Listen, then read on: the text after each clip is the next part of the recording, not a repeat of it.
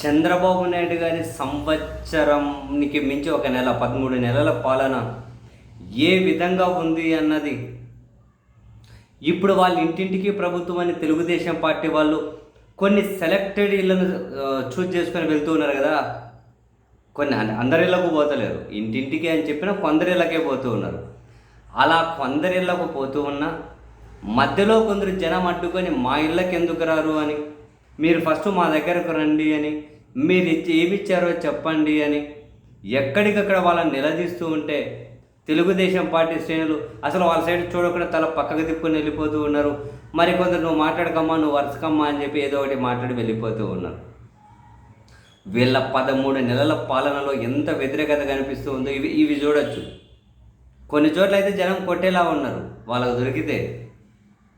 చాలా చోట్ల 50 సంవత్సరాలకు పింఛన్ ఇస్తున్నారు, మా తండ్రికి 50 ఏళ్ళు వచ్చి ఎక్కడ పింఛన్ ఇస్తున్నారు అని చెప్పి కొందరు అడుగుతూ ఉన్నారు. అసలు మీరు కొందరిళ్ళకి ఎందుకు పోతూ ఉన్నారు, మా దగ్గరకు రండి, మాకేమీ రాలే, మీరు ఏమి ఇచ్చారో చెప్పిపోదురు రండి అని చెప్పి జనాలు అడ్డపడుతూ ఉన్నారు.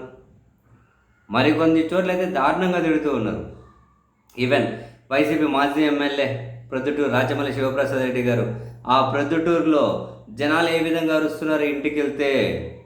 ప్రొద్దుటూరు పట్టణం 39వ వార్డు నందట తెలుగుదేశం పార్టీ నిర్వహిస్తున్న తొలి అడుగు సుపరిపాలన అనే కార్యక్రమం జనాలు ఎట్లా అడుగుతున్నారు. ఆయన ఒక వీడియో పెట్టారు. ఆయన ఒక వీడియో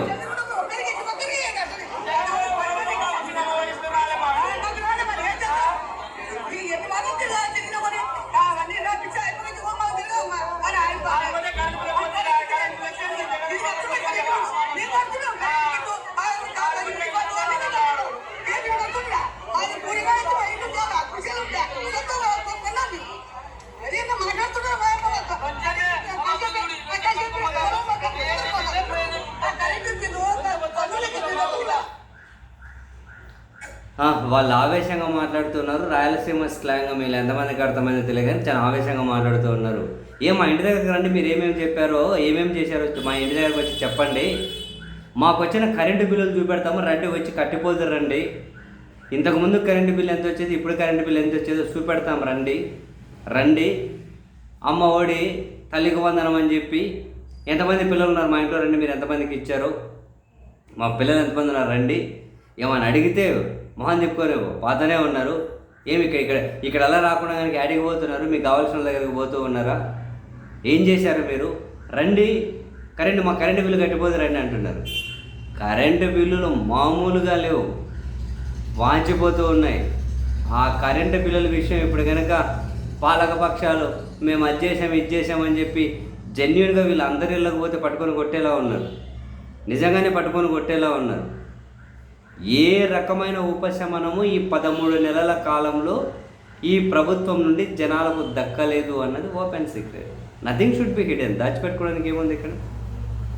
వీళ్ళు వెళ్ళమానండి, జెన్యున్గా అందరి ఇళ్ళకు తెలుస్తుంది. వీళ్ళు వేరే ఇళ్ళకి వెళ్తూ ఉంటే అడ్డపడి తిడుతూ ఉన్నారు జనం. ఏం చెప్పాలి, అడ్డపడి తిడుతూ ఉన్నారు.